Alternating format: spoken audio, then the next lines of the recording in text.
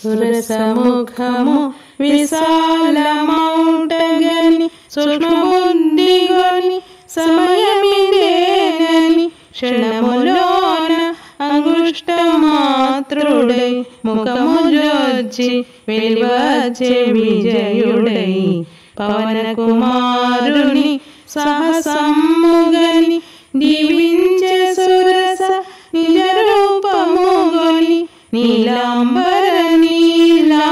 నీలాంబరముగనుచు మారుతి సాగెను వేగము పెంచుచు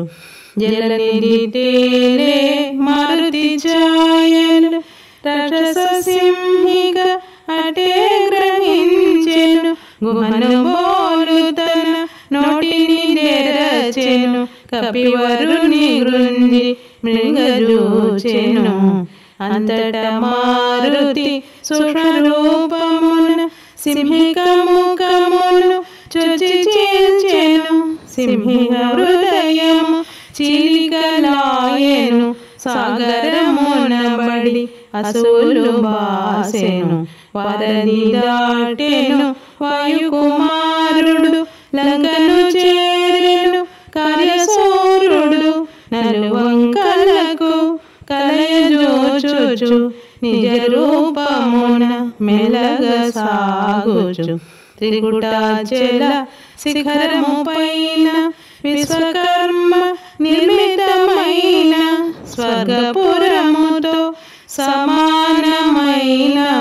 లంకాపురమును మారుతిగాంచెను శ్రీ హనుమాను గురుదేవులు నాయడ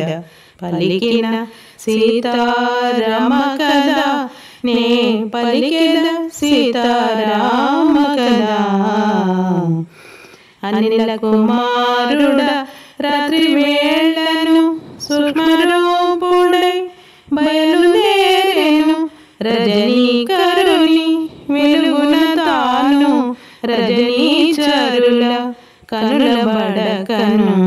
పిల్లివలె పొంచి మెలగ సాగెను ఉత్తర ప్రాకార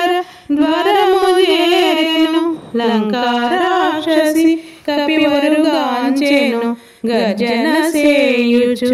అడగించెను కొండ కోనల తిరుగాడుకోతివి ఈ పురికి